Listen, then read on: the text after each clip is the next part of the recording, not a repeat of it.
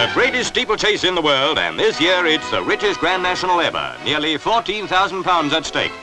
Here's Goosander, 100 to 7, and Mr. Watt, 18 to 1, and 29 others to pick from.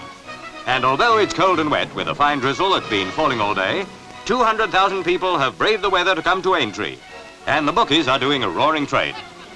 Biggest money is on Scottish-trained Winborough at 6 to 1, one of the best-backed national favourites since Golden Miller in 1935. But the Grand National of all races is the one for surprises. Any moment now.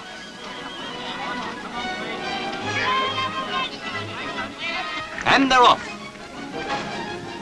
There's Goosander, well started. Athenian, Wise Child, and Never Say When. And here comes the first jump. And that's a near miracle for a start. Not a single fall at the first. Our camera travels with the leaders as they thunder out into the country.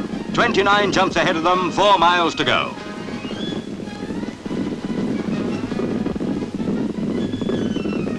Jump number 2, and it's Never Say When. Goosander and Athenian all going strongly, and nothing much in it as yet.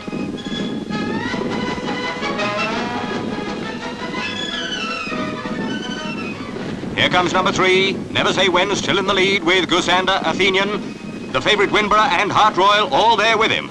Only one horse, Longmead, is down so far. Over number 4, and there's 10-year-old mare Tiberetta in 4th place, one of the only 2 mares in the race.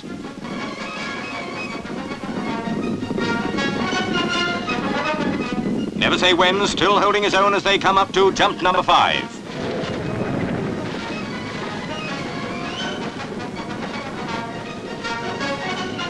Valiant Spark and Rendezvous the Third have gone.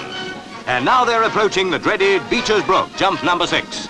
The leaders take it safely, but Must is down, and Sentina. Very few falls so far. Coming up to jump number 7, still the same order.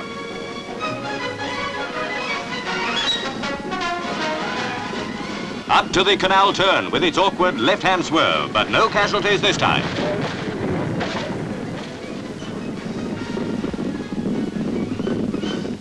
At Valentines, the slow-motion camera captures the thrill of the breathtaking leap.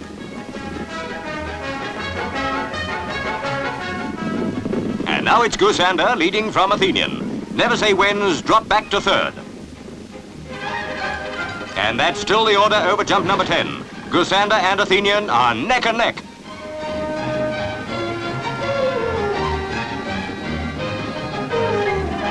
Athenian's pulling slightly ahead as they take jump number 11. He's nearly a length in front of Goosander.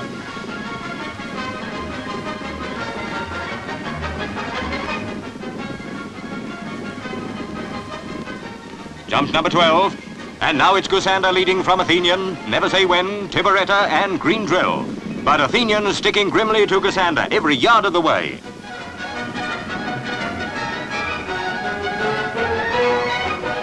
Nearly the end of the first time round, and over number 14, Green Drill's beaten Never Say When to 3rd place.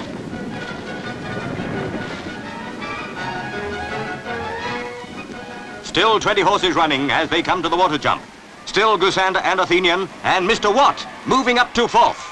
And there's Richardstown down. And here they come into the country for the second time. Goosander slightly ahead, followed by Athenian. But Mr. Watt's gaining on them steadily as they approach jump 17. They're over, and now it's Mr. Watt neck and neck with Goosander. Athenian's dropping behind. Never Say When, Tiberetta and Winborough have overtaken him. Jump 18 and jockey Arthur Freeman's battling hard to take little Mr. Watt clear of Goosander. There's still quite a large field behind them, more than usual at this stage of the race, so anything can happen. They're over jump 19 together, hardly a yard in it, and behind them Athenians come to grief after being with the leaders all the way.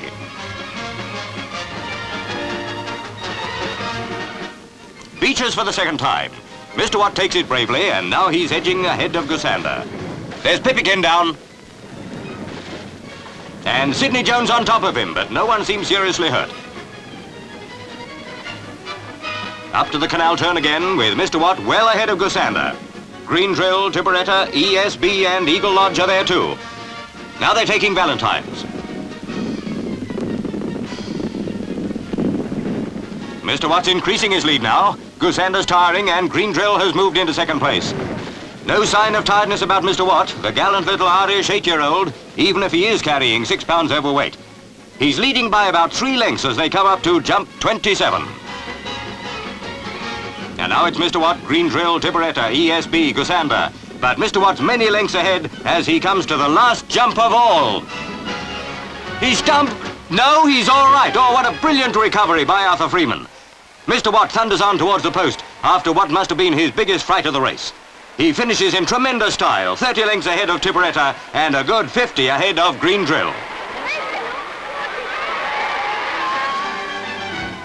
Well, there was no doubt about that victory. A magnificent piece of work by Arthur Freeman, the Queen Mother's national hunt jockey, who was only booked a week before the race to ride this sturdy little horse. The 5th Irish-trained national winner since the war and the 38th this century. His owner, Mr. Coughlin, didn't have a penny on him. But right now, there are thousands of happy Irishmen who did.